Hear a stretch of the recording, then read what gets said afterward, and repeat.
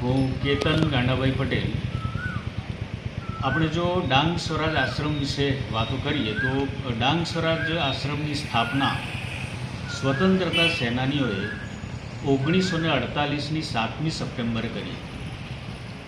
આમ તો એનાથી આગળ પૂર્વ ભૂમિકા જોઈએ તો સિલોટમાળ ગામના, ડાંગ જિલ્લાના સિલોટમાળ ગામના એક લોકસેવક હતા રામજીભાઈ। તેઓ અહીંથી પગપાળા બારડોલી મુકામે ગયા અને સરદાર વલ્લભભાઈ પટેલ અને ગાંધીજી સાથે મુલાકાત કરે છે અને ત્યાં જણાવે છે કે અમારા ડાંગમાં તમે લોકસેવકો મોકલો અને શિક્ષણ અને સેવાના કામ માટે ત્યાં ખાસ જરૂર હોવાથી તમે સેવકોને ત્યાં મોકલો। એ ધ્યાનમાં રાખી અને ત્યાંથી એક સમિતિની રચના કરવામાં આવે છે કે ભાઈ ડાંગમાં જાઓ અને ત્યાં પરિસ્થિતિ શું છે તે જુઓ, જાણો અને તેને અનુરૂપ પછી ડાંગમાં અહીંયા એક સમિતિ આવે છે, અભ્યાસ કરે છે અને ખરેખર કહે છે કે ડાંગમાં ખરેખર ખૂબ જરૂર છે। અંધારિયો ખંડ હોય એ રીતનો પ્રદેશ છે, કોઈ પ્રકારનો વિકાસ નથી, શિક્ષણ પણ નહિવત છે, તો ત્યાં ખરેખર કામ કરવાની જરૂર છે। તો એ ધ્યાનમાં રાખી અને છોટુભાઈ નાયક અને ઘેલુભાઈ નાયકની પસંદગી થાય છે અને તેઓ 1948ની 7મી સપ્ટેમ્બરે ડાંગમાં આવે છે અને આહવામાં સ્વરાજ આશ્રમની સ્થાપના કરે છે। એમની સાથે વેડછીના જુગતરામ દવે, જેમને આપણે વેડછીના વડલા તરીકે ઓળખીએ છીએ, તેઓ પણ પ્રેરણા અને માર્ગદર્શક તરીકે સાથે રહે છે અને તેમના માર્ગદર્શન હેઠળ અહીં સ્વરાજ આશ્રમની સ્થાપના થાય છે અને શિક્ષણ કાર્યની શરૂઆત થાય છે। એમની સાથે થોડા સમયમાં ધીરુભાઈ નાયક અને ગાંડાભાઈ પટેલ જોડાય છે અને એ સમયે ડાંગની અંદર ખૂબ જ વિકટ પરિસ્થિતિ હતી। રસ્તાઓ નહોતા, પાણીની તકલીફ હતી, અનેક પ્રકારની અગવડો હતી, જંગલ ગીચ હતું।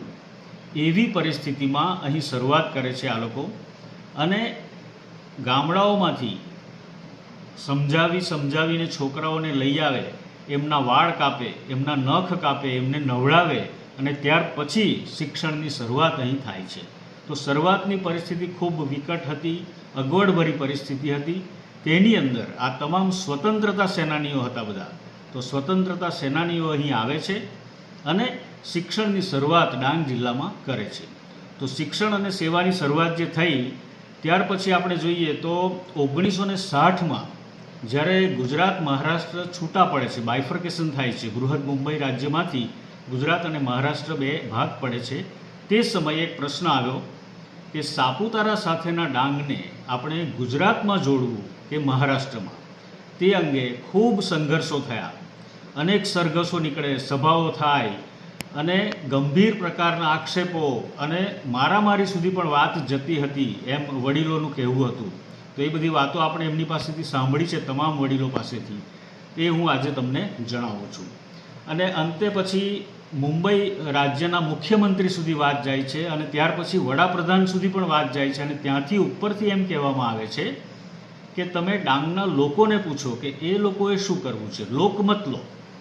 અને લોકમતની વાત આવી તે સમયે ડાંગના લોકોએ જે કહ્યું તે ખૂબ અગત્યનું છે, નોંધપાત્ર છે કે આ ગુજરાતના લોકો, ખાદીવાળા લોકો, સ્વતંત્રતા સેનાનીઓ છોટુભાઈ નાયક, ઘેલુભાઈ નાયક, ગાંડાભાઈ પટેલ અને એમની આખી ટીમ અમારી વચ્ચે આવ્યા, અમને શિક્ષણ આપ્યું, અમારી સેવા કરી અને તેને કારણે અનેક અગવડો વચ્ચે પણ એ લોકોએ રહીને અમારી સાથે આજે પણ રહ્યા છે।